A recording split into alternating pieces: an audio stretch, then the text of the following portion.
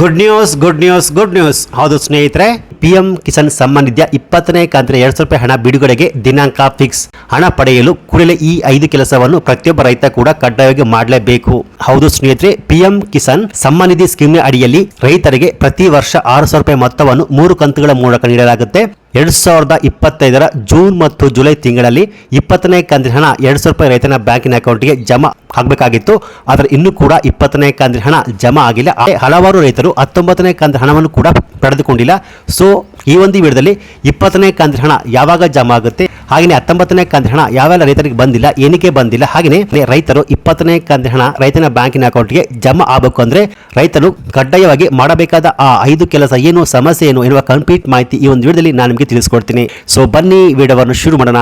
ಅದಕ್ಕಿಂತ ಮುಂಚೆ ನೀವಿನ್ನು PKV ಕನ್ನಡ ಯೂಟ್ಯೂಬ್ ಚಾನಲ್ಗೆ ಸಬ್ಸ್ಕ್ರೈಬ್ ಮಾಡಿಲ್ಲ ಅಂದ್ರೆ ದಯವಿಟ್ಟು ಇಲ್ಲಿ ಕಾಣುವಂತಹ ಸಬ್ಸ್ಕ್ರೈಬ್ ಬಟನ್ ಪ್ರೆಸ್ ಮಾಡ್ಕೊಳ್ಳಿ. ಹಾಗೆಯೇ ಪಕ್ಕದಲ್ಲಿ ಬರುವಂತಹ ಬೆಲ್ ಬಟನ್ ಒತ್ತಿ. ಸೊ ನಾನು ಯಾವುದೇ ಒಂದು ವಿಡಿಯೋವನ್ನು ಅಪ್ಲೋಡ್ ಮಾಡಿದಾಗ ನೀವು ನೋಡಬಹುದು. ಹೌದು ಸ್ನೇಹಿತರೆ, ಇದೇ ಆಗಸ್ಟ್ 2ರಂದು ರೈತನ ಬ್ಯಾಂಕಿನ ಅಕೌಂಟ್ಗೆ ಪಿಎಂ ಕಿಸಾನ್ ಸಮ್ಮಾನ್ ನಿಧಿಯ 20ನೇ ಕಂತಿನ ಹಣ ಜಮಾ. ಹೌದು, ಕೇಂದ್ರ ಸರ್ಕಾರದಿಂದ ಅಧಿಕೃತ ಘೋಷಣೆ. ಹೌದು ಸ್ನೇಹಿತರೆ, ಪಿಎಂ ಕಿಸಾನ್ ಸಮ್ಮಾನ್ ನಿಧಿ ಸ್ಕೀಮ್ನ ಅಡಿಯಲ್ಲಿ ರೈತನ ಬ್ಯಾಂಕಿನ ಅಕೌಂಟ್ಗೆ 20ನೇ ಕಂತಿನ ಹಣವನ್ನು ಆಗಸ್ಟ್ 2ರಂದು ಬೆಳಿಗ್ಗೆ 11 ಗಂಟೆಗೆ ಜಮಾ ಮಾಡಲಾಗುತ್ತೆ ಎಂದು ಅಧಿಕೃತ ಮಾಹಿತಿಯನ್ನು ಕೊಟ್ಟಿರುವಂಥದ್ದು. ಸೊ ಹೀಗಾಗಿ ಇನ್ನೂ 3 ದಿನಗಳಲ್ಲಿ ಕೇಂದ್ರ ಸರ್ಕಾರ ಪಿಎಂ ಕಿಸಾನ್ ಸಮ್ಮಾನ್ ನಿಧಿಯ 20ನೇ ಕಂತಿನ ಹಣವನ್ನು ರೈತನ ಬ್ಯಾಂಕಿನ ಅಕೌಂಟ್ಗೆ ಜಮಾ ಮಾಡಲಿದ್ದಾರೆ.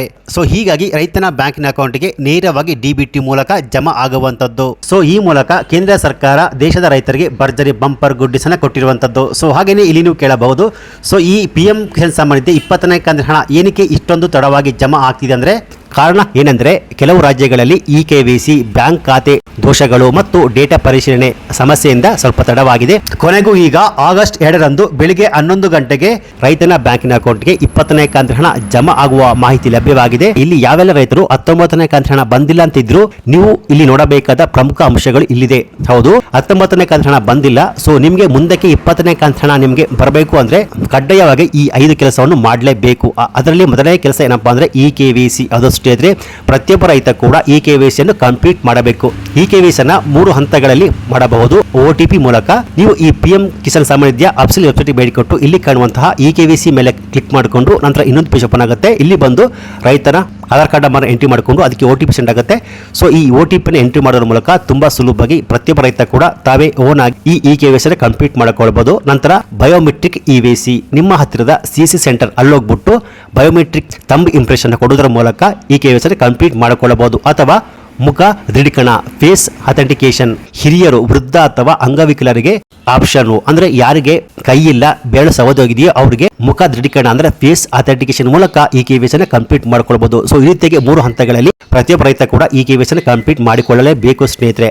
ನಂತರ ಆಧಾರ್ ಮತ್ತು ಬ್ಯಾಂಕ್ ಖಾತೆ ಲಿಂಕ್. ನಂತರ 2ನೇ ಕೆಲಸ, ಆಧಾರ್ ಮತ್ತು ಬ್ಯಾಂಕ್ ಖಾತೆ ಹೆಸರು ಒಂದೇ ಇರಬೇಕು. ಹೌದು, ನಿಮ್ಮ ಬ್ಯಾಂಕಿನ ಅಕೌಂಟು, ಆಧಾರ್ ಕಾರ್ಡು, ನಂತರ ಪಿಎಂ ಕಿಸಾನ್ ನಲ್ಲಿ ಒಂದೇ ಹೆಸರು ಪ್ರಿಂಟ್ ಆಗಿರಬೇಕು. ಹೌದು, ಒಂದು ವೇಳೆ ನಿಮ್ಮ ಹೆಸರು ಮಿಸ್ಟೇಕ್ ಆಗಿದ್ರೆ ನಿಮ್ಮ ಬ್ಯಾಂಕಿನ ಅಕೌಂಟು ಅಥವಾ ಆಧಾರ್ ಕಾರ್ಡು ಅಲ್ಲಿ ಹೋಗ್ಬಿಟ್ಟು ಒಂದೇ ಹೆಸರು ಇರುವಂತೆ ಸರಿಪಡಿಸಿಕೊಳ್ಳಿ ಸ್ನೇಹಿತರೆ. ಸೊ ಈ ರೀತಿಯಾಗಿ ಬ್ಯಾಂಕಿನಲ್ಲಿ ಹೆಸರು ಕರೆಕ್ಟ್ ಆಗಿದೆಯಾ, IFSC ಕೋಡ್ ಕರೆಕ್ಟ್ ಆಗಿದೆಯಾ, ಬ್ಯಾಂಕಿನ ಅಕೌಂಟ್ಗೆ ಆಧಾರ್ ಕಾರ್ಡ್ ಲಿಂಕ್ ಆಗಿದೆಯಾ ಒಮ್ಮೆ ಚೆಕ್ ಮಾಡಿಕೊಳ್ಳಿ ಸ್ನೇಹಿತರೆ. ನಂತರ 4ನೇ ಕೆಲಸ ಏನಪ್ಪಾ ಅಂದ್ರೆ ರೈತ ನೋಂದಣಿ ಮತ್ತು ಲ್ಯಾಂಡ್ ರೆಕಾರ್ಡ್ ಪರಿಶೀಲಿಸಿ. ಹೌದು, ಕೆಲವು ರಾಜ್ಯಗಳಲ್ಲಿ ರೈತರ ನೋಂದಣಿ ಮತ್ತು ಜಮೀನಿನ ದಾಖಲೆ ಪರಿಶೀಲನೆ ಕಡ್ಡಾಯ. ನೀವು ಈಗಾಗಲೇ ನೋಂದಾಯಿಸಿದರೂ ಕೂಡ ರಾಜ್ಯದ ಕೃಷಿ ಇಲಾಖೆ ಅಥವಾ ಪಿಎಂ ಕಿಸಾನ್ ಪೋರ್ಟ್ನಲ್ಲಿ ಮತ್ತೊಮ್ಮೆ ಪರಿಶೀಲಿಸಿ. ಹೌದು, ಒಂದು ವೇಳೆ ನೀವು ಹೊಸ ಜಾಗವನ್ನು ಪರ್ಚೇಸ್ ಮಾಡಿದರೆ ಅಥವಾ ಇರುವ ಜಾಗವನ್ನು ಸೇಲ್ ಮಾಡಿದರೆ ಅದನ್ನು ಕಡ್ಡಾಯವಾಗಿ ಪಿಎಂ ಕಿಸಾನ್ ಪೋರ್ಟಲ್ ಅಲ್ಲಿ ಅಪ್ಡೇಟ್ ಮಾಡಿಕೊಳ್ಳಬೇಕು. ಹಾಗೆಯೇ 5ನೇ ಕೆಲಸ ಏನಪ್ಪಾ ಅಂದ್ರೆ ಮೊಬೈಲ್ ನಂಬರ್ ಅಪ್ಡೇಟ್. ಹೌದು, ಒಂದು ವೇಳೆ ನಿಮ್ಮ ಆಧಾರ್ ಕಾರ್ಡ್ ನಲ್ಲಿ ಮೊಬೈಲ್ ನಂಬರ್ ಚೇಂಜ್ ಮಾಡಿದರೆ ನೀವು ಕಡ್ಡಾಯವಾಗಿ ಪಿಎಂ ಕಿಸಾನ್ ನಲ್ಲಿ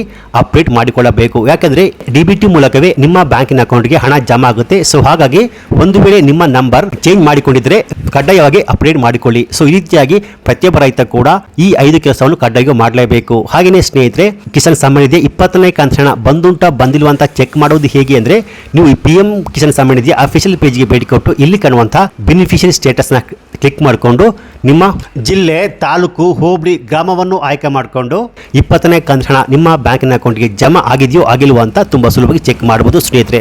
ಸೊ ಈ ರೀತಿಯಾಗಿ ಪ್ರತಿಯೊಬ್ಬ ರೈತ ಕೂಡ 20ನೇ ಕಂತು ಹಣ ನಿಮ್ಮ ಬ್ಯಾಂಕ್ ಖಾತೆಗೆ ಜಮಾ ಆಗಬೇಕು ಅಂದರೆ ಕಡ್ಡಾಯವಾಗಿ ಈ 5 ಕೆಲಸ ಮಾಡಲೇಬೇಕು. ಸೊ ಹೀಗಾಗಿ ಈ PM ಕಿಸಾನ್ ಸಮ್ಮಾನ್ ನಿಧಿ 20ನೇ ಕಂತು ಹಣ ಇದೇ ಆಗಸ್ಟ್ 2ರಂದು ಶನಿವಾರ ರೈತನ ಬ್ಯಾಂಕಿನ ಅಕೌಂಟ್ಗೆ ಬೆಳಿಗ್ಗೆ 11 ಗಂಟೆಯಿಂದ ಜಮಾ ಆಗಲು ಶುರುವಾಗುತ್ತೆ. ಸೊ ಈ ಮಾಹಿತಿ ನಿಮಗೆ ಇಷ್ಟ ಆಗಿದ್ರೆ ಈ ವಿಡಿಯೋಗೊಂದು ಲೈಕ್ ಕೊಟ್ಟು ಇದೇ ರೀತಿಯಾದ ಸರ್ಕಾರಿ ಮಾಹಿತಿಗೆ ಕೂಡಲೇ PKV ಕನ್ನಡ ಯೂಟ್ಯೂಬ್ ಚಾನಲ್ಗೆ ಸಬ್ಸ್ಕ್ರೈಬ್ ಮಾಡಿ. Thanks for watching.